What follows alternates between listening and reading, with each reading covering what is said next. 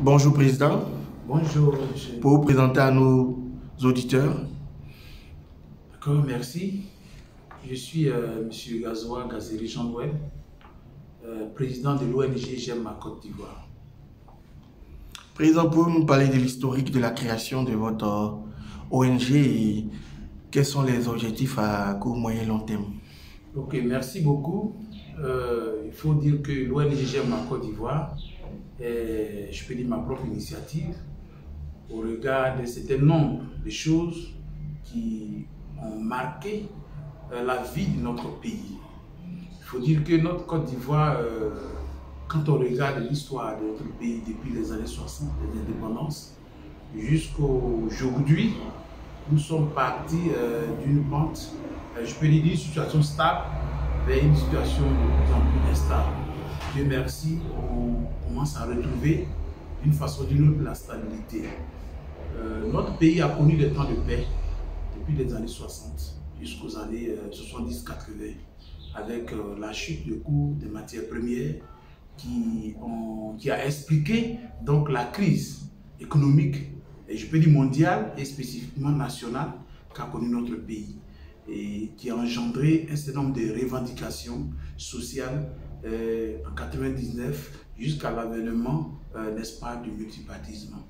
Des revendications à revendications, nous avons noté beaucoup de violences, notamment, comment dirais-je, je peux dire, l'insurrection de 2002, voilà, 2001-2002, et puis la guerre qu'on a connue en 2011, avec toutes ces catastrophes, jusqu'au jour d'aujourd'hui, il y a quand même une chute progressive vers, je peux dire, la violence. Voilà, le pays, il y a une, je peux dire, une désintégration, voilà, des relations entre les Ivoiriens.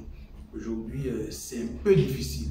Et c'est donc au regard de cet historique qui est quand même un tableau plus ou moins morose qu'il faut quand même redorer, qu'il faut reprendre, qu'il faut restituer pour que notre Côte d'Ivoire et les Ivoiriens retrouvent quand même cette Côte d'Ivoire des années 60 où nous étions tous des frères, des amis, on se faisait du bien les uns aux autres. Les étrangers trouvaient le bon vivre en Côte d'Ivoire. Les Ivoiriens n'avaient vraiment pas de problème, voilà, avec les étrangers, entre eux-mêmes. Voilà, c'était l'arbre de paix, on le disait même ouvertement. Voilà, un pays d'attraction. Voilà. Donc, c'est motivé par ces remarques que nous avons pris l'initiative de mettre en place cette ONG qu'on appelait J'aime ma Côte d'Ivoire pour attirer, n'est-ce pas, la conscience ivoirienne vers l'amour de notre nation. Donc, l'amour des uns vers les autres. Afin que, comme les grandes nations, nous puissions arriver à la construction d'une nation solide, cohérente et qui fait aussi son bon chemin parmi les grandes nations, voilà, des pays du monde. Voilà donc les remarques qui ont expliqué l'existence de cette ONG dont la mise en place a été faite en 2019, tout récemment, 2019, avec des objectifs simples. Premièrement, viser la cohésion sociale et la paix, donc le civisme. Le civisme, il faut que, à quelque niveau que nous soyons, nous apprenons à aimer notre pays, à obéir aux lois que nous donnons, aux principes, au comportement, au respect réciproque pour que notre pays, disons, connaisse réellement ce qu'on a appelé la cohésion sociale. Donc, il y a ce premier axe stratégique sur lequel nous travaillons, c'est-à-dire qu'il faut faire la sensibilisation à la cohésion sociale, il faut faire la sensibilisation à la paix, à l'unité, à la coexistence, à l'existence pacifique et surtout au respect, n'est-ce pas, des autorités, au respect des principes, des règles que nous nous donnons, donc au civisme ensemble. Alors, le deuxième axe stratégique sur lequel l'ONG travaille, c'est le développement. Il est bon d'être en paix les uns avec les autres, comme d'ailleurs notre devise le dit, union, discipline et travail. Donc l'aspect travail, donc la cohésion, comment dirais-je, le développement. Donc il faut pouvoir permettre, n'est-ce pas, la création de l'emploi. La création de l'emploi. Il faut pouvoir faire des actions, comment dirais-je, des activités génératrices de revenus. Donc l'ONG s'invite à la création des activités de revenus en mobilisant des financements intérieurs et extérieurs en ciblant la jeunesse, les femmes, les populations vulnérables pour les mettre à l'activité. Parce que c'est l'activité qui explique le développement. C'est l'activité des uns et des autres qui explique le bien-être individuel et collectif. Donc il faut mettre la Côte d'Ivoire au travail.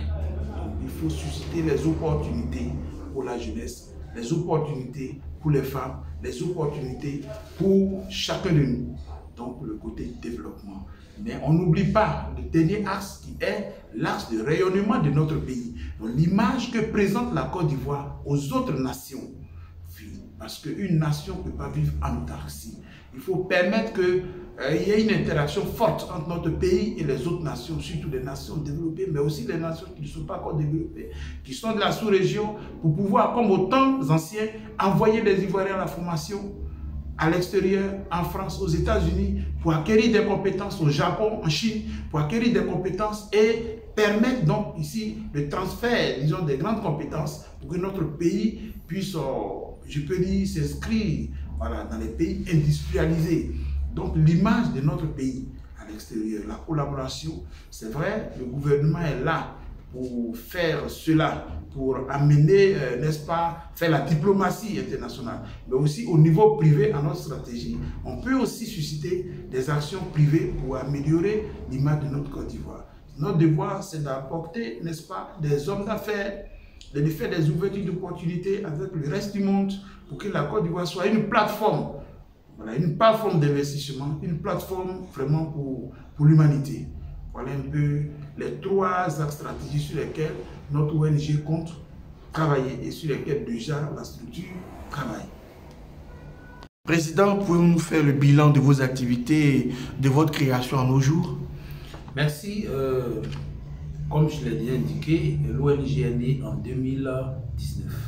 Quand nous sommes nés, je veux dire quand l'ONG est née, nous n'avons pas voulu être dans l'informel. Donc, dans un premier temps, il fallait déposer les statuts de règlement intérieur au ministère de l'Intérieur. Nous l'avons fait. Nos dossiers sont passés à la direction générale de la police pour l'enquête et un rapport est sorti. Et actuellement, nous attendons notre agrément au sens propre du mot. Notre document se trouve encore à aux dernières informations prises à la direction générale du territoire. Voilà. Donc, du point de vue légalisation, c'est à ce niveau que nous sommes. Mais au-delà de cela, nous avons adressé en 2019 44 courriers à tous les ministères de la Côte d'Ivoire. Nous avons été reçus par plusieurs ministères, notamment le ministère de l'économie et des finances, le ministère de l'intégration africaine des Ivoiriens de l'extérieur. Nous avons été reçus, en tout cas, par plusieurs ministères pour pouvoir présenter l'initiative, la vision de l'ONG et en même temps profiter pour faire la sensibilisation à un haut niveau par rapport aux élections de 2020 qui étaient en perspective. Donc 2019 nous a servi pour effectivement apporter nos réflexions, échanger sur les questions de cohésion sociale, de paix en Côte d'Ivoire avec les autorités. Nous avons aussi adressé 14 courriers aux institutions constitutionnelles de la Côte d'Ivoire. Nous avons été reçus par la CEI, nous avons échangé, nous avons manifesté notre volonté de voir une Côte d'Ivoire paisible, puisque la CEI est l'outil des élections et la transparence doit être au rendez-vous, comme souhaité d'ailleurs l'indépendance, pour qu'on s'assure, n'est-ce pas, de la paix, de la cohésion sociale en Côte d'Ivoire. Nous avons eu une rencontre, nous avons été reçus par le Sénat, voilà, avec lesquels nous avons été échangés. Tout cela, nous avons plutôt échangé, tout cela pour pouvoir, disons, positionner voilà, la notoriété et la légalité de notre ONG. Notre objectif, c'est d'avoir une ONG forte, c'est d'avoir une ONG à l'image des ONG des pays développés. Voilà, pas des initiatives qui commencent aujourd'hui et qui prennent fin demain, mais quelque chose, une ONG qui peut influencer les décisions publiques, qui peut apporter à la Côte d'Ivoire et au-delà, n'est-ce pas, de beaucoup de choses, voilà, en fonction des situations. Donc, nous avons fait cela et nous avons, après ces prises de contact, nous avons collaboré avec l'ONESI pour pouvoir permettre aux Ivoiriens de formuler les demandes de carte d'identité. Ici même au siège, nous avons eu 2 à 3 séances de travail et nous avons pu inscrire environ 700 personnes avec l'ONESI. Nous avons aussi travaillé en collaboration avec la mairie, en partenaire la mairie de Yopougon, la mairie de Koumassi. Et au-delà de ces relations extérieures, nous avons mis l'accent sur notre implantation. Donc aujourd'hui, l'ONG est représentée dans certaines localités de notre pays, notamment à Divo, à Iré, à Nebo, à Grand Laou, et bon, pour l'intérieur, et surtout à Zonien, à l'extrême ouest de notre pays. Nous avons, en 2020, juste à l'orée des élections, nous avons organisé une grande conférence de sensibilisation à Divo. Puisque Divo avait été, juste précédemment, le théâtre, je peux dire, d'affrontement entre les populations, voilà, intercommunautaires. Donc il fallait une action rapide avant que commencent les campagnes électorales. Donc nous avons fait une grande conférence à laquelle nous avons invité toutes les autorités administratives, toutes les autorités traditionnelles, religieuses, la jeunesse, les femmes, les ONG, tous ceux, en tout cas, nous avons fait d'abord un travail de terrain avant de faire la conférence. Ce travail de terrain qui nous a permis de connaître la circulation de la population avant de les inviter. C'était le 16 octobre 2020. Cette conférence a été prononcée par l'honorable Famoussa Koulibaly, qui est donc le député de la commune de Divo. Ça a été, je peux dire, l'action phare de 2020 pour l'ONG Jemassi. Au-delà de cela, nous avons fait des séances de formation des membres de nos bureaux, surtout à Divo. Formation à quoi? À la connaissance de la Constitution ivoirienne, à la connaissance des droits universels de l'homme, et tout cela pour pouvoir élaborer les citoyens types que nous recherchons, les citoyens consciencieux, disciplinés et les citoyens qui contribuent au bien-être de la cité. Et nous comptons, dans ce sens, aller au-delà des membres de l'ONG, même aller au-delà vers les populations de façon générale. Donc le bilan était positif, quand bien même que on peut noter que la COVID-19 a été un des obstacles aussi à nos activités, parce qu'on comptait faire un peu plus que ce que nous avons fait, mais malheureusement nous avons été un peu freinés par cette pandémie. Mais Dieu merci, on essaie de s'habituer pour qu'on puisse faire mieux. Voilà un peu l'historique, le bilan qu'on pourrait faire de nos activités. Président, quelles sont les perspectives pour 2021, couplées de votre mot de fin? Merci.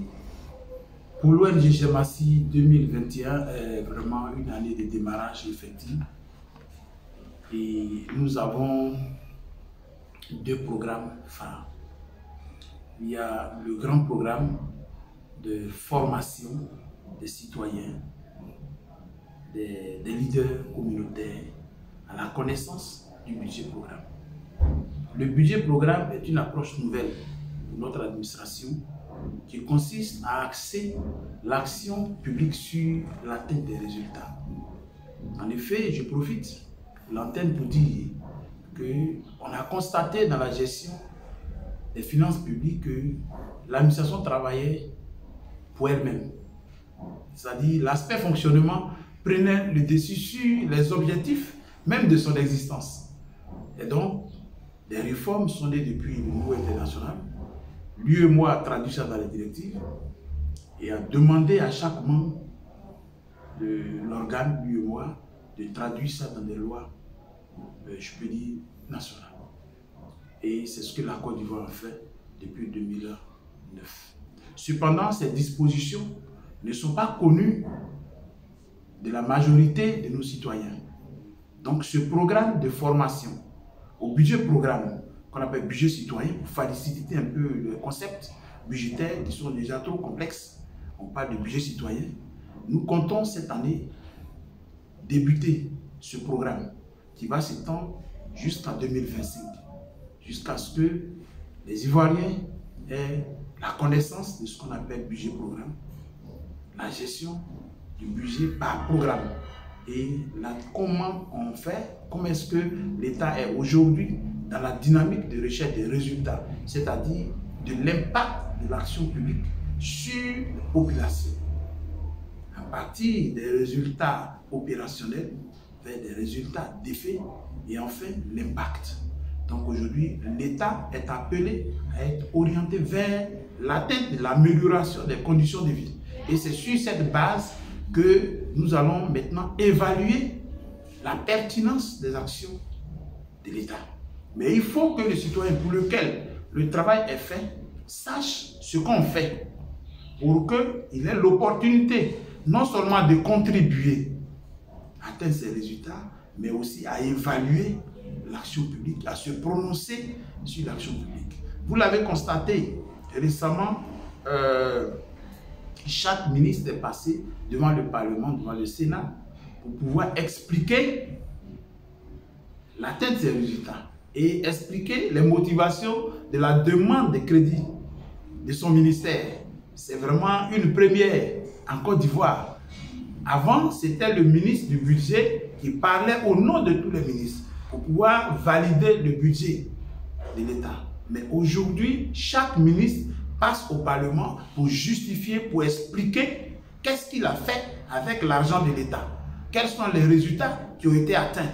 Et pourquoi aujourd'hui il demande tel montant, c'est pour faire quoi avec? Vous voyez? Donc c'est une approche, une grande innovation qui a commencé ailleurs dans les pays industrialisés et qui aujourd'hui nous voulons implémenter progressivement dans nos pays en voie de développement. Et nous comptons vraiment sur cette approche pour que l'argent public, les finances de la collectivité, donc de la nation, puissent être utilisées à bon escient afin de propulser notre pays au développement. Donc en tant que partie civile, en tant que ONG, notre devoir, c'est de former les populations. Notre devoir, c'est de former les leaders, les autres leaders d'ONG, de former les leaders communautaires pour qu'ils puissent avoir un regard et un mot à dire et une contribution à donner à la gestion des finances publiques. Voilà donc l'un des grands programmes qui sera mis en route en 2021 jusqu'à 2025. Le deuxième programme phare, c'est le programme national de la sensibilisation à la non-violence en milieu scolaire et universitaire. Ce programme est important puisque dans notre objectif, c'est la cohésion sociale, la paix. Vous savez que les milieux et universités scolaires ont été beaucoup utilisés et ce sont les jeunes gens qui sont en âge de croissance. Ils n'ont pas la maturité nécessaire souvent pour apprécier les choses. Donc plusieurs se sont retrouvés en retard dans leur vie et ont regretté même d'avoir peut-être fait certaines choses. Donc il faut aller pour sensibiliser à la paix. Et si les leaders de demain sont sensibilisés à la non-violence, à la paix, à la cohésion sociale, nous sommes convaincus que demain, les dirigeants de la Côte d'Ivoire seront des dirigeants de qualité qui mettent d'abord l'homme au centre de leurs préoccupations avant toute autre chose. Donc, ce programme nous tient beaucoup à cœur. Et à côté de cela, nous aurons aussi d'autres formations assez spécifiques parce qu'aujourd'hui, on parle du féminisme.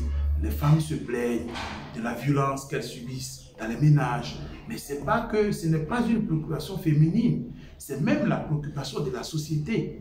Donc il faut regarder aussi ce côté pour voir comment résoudre ces problèmes pour qu'on arrive à une société vraiment cohérente. Alors, au regard de ces deux grands programmes, nous voulons appeler vraiment tout bailleur, tout acteur qui te sent vraiment attiré par ces objectifs, de venir nous accompagner, de venir nous permettre effectivement de réaliser, de conduire ces deux grands programmes sur le quinquennat qui s'ouvre à nous. Nous voulons demander donc vraiment à tout individu, à toute ONG, à toute fondation, à toute personne vraiment sensible à la Côte d'Ivoire, sensible à la paix, sensible au développement de notre pays, à la cohésion, de venir vers nous pour qu'ensemble nous puissions mener ce programme à bon port. Parce qu'à nous seuls, nous ne pourrons rien faire. Nous voulons aussi éviter l'État de Côte d'Ivoire. L'État de Côte d'Ivoire, c'est notre père. c'est lui qui a la possibilité de nous orienter. Et c'est dans le sens même de l'orientation des actions publiques que l'ONG s'est inscrite. Quand on parle de non-violence au milieu scolaire, c'est même un problème mondial, et spécifiquement à la Côte d'Ivoire. Quand on parle de budget programme, c'est un problème mondial, et spécifiquement à la Côte d'Ivoire. La Côte d'Ivoire est rentrée dans le budget programme en 2020. Donc, nous nous inscrivons effectivement dans les préoccupations prioritaires de l'État de Côte d'Ivoire. Donc, il n'y a pas de raison que nous soyons appelés, que nous ne soyons pas appelés par tel ou tel ministère. Mais nous profitons aussi pour dire que les ambassades sont aussi invitées. Nous aurons même des courriers qu'on va adresser, nous allons adresser des courriers aux ambassades pour avoir des prises aussi de contact, pour partager, n'est-ce pas, nos idées, partager nos ambitions, notre vision, pour les amener aussi à nous accompagner. Donc voilà un peu par rapport à nos perspectives de 2021 jusqu'à 2020, voilà un peu le contenu essentiel. Alors, en termes de mots de fait, je voulais inviter les Ivoiriens à faire un effort. Je vais inviter chacun de nous à faire un effort. Nous n'avons que ce pays, nous n'avons que cette terre, nous n'avons que ce territoire. Et nous ne sommes pas les seuls dans le monde. Quand on regarde les pays développés, mais les gens sont tranquilles. Ils s'occupent de leur jeunesse, ils s'occupent de leurs enfants, ils s'occupent de leur vie. Les ménages sont, je ne sais. Il faut que nous, les Ivoiriens, comme le père fondateur de la Côte d'Ivoire nous a appris à être des frères, à être des amis, à nous entraider, nous avons aujourd'hui le journal Fraternité. Mais fraternité, l'expression fraternité a son histoire. Donc il faut que les Ivoiriens fassent tout. On ne pense pas que c'est impossible d'être dans une vie paisible. C'est impossible d'avoir une Côte d'Ivoire cohérente, paisible. Non, ce n'est pas impossible. Déjà, les autorités font beaucoup d'efforts dans ce sens. Donc, c'est à nous, population, couplés avec les autorités, qu'on soit de l'opposition ou du pouvoir en place, de mettre en place tout ce qui est nécessaire, tous les outils pour que la Côte d'Ivoire soit une Côte d'Ivoire paisible. Que tout ce qui est rivalité, compétition, surtout au sommet, au niveau politique, il faut qu'on se trouve une démocratie adaptée à notre volonté, à nos réalités. C'est à cela que je vais m'arrêter. Merci.